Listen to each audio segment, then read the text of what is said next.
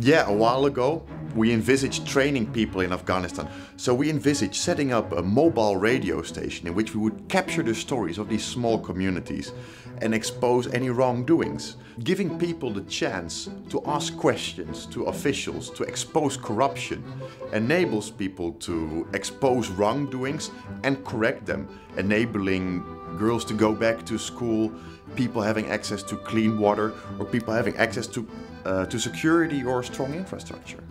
People deserve to know, and our mission is to help them find out.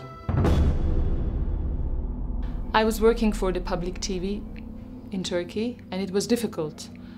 Why? Because it was under the influence of the government, and in a way under the control of the government or the state. I wanted to stop after a while.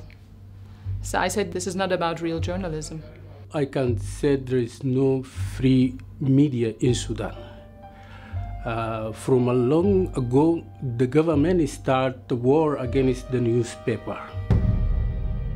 Some of the people we train in many countries, I'm just full of admiration and respect for.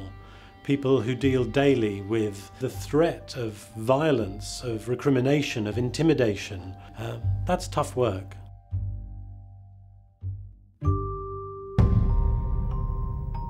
We did a pilot in Zimbabwe, training people in mobile phone reporting.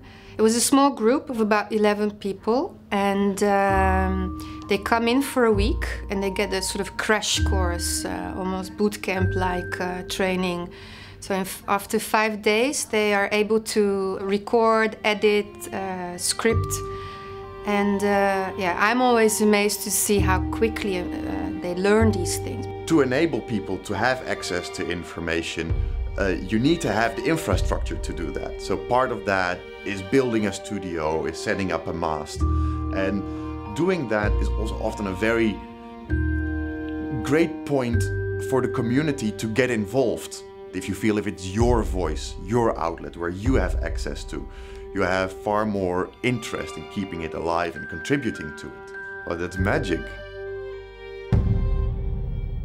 Free Press Unlimited does not only provide work for freedom of speech, but also access to information. I think Kids News Network is focused on that, giving children access to information and access to a platform to express their opinions. What is exciting about Kids News is that we operate in so many different countries. All those programs are free to use each other's items, which I think is great, because this way children can see items about their peers in other countries, and I think it's unique.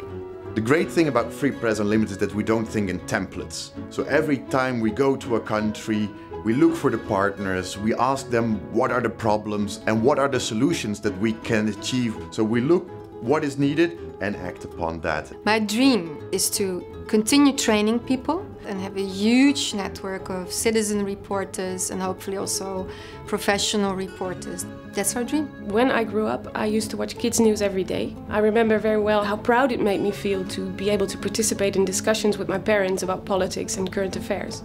And I want to give that feeling to every child in the world.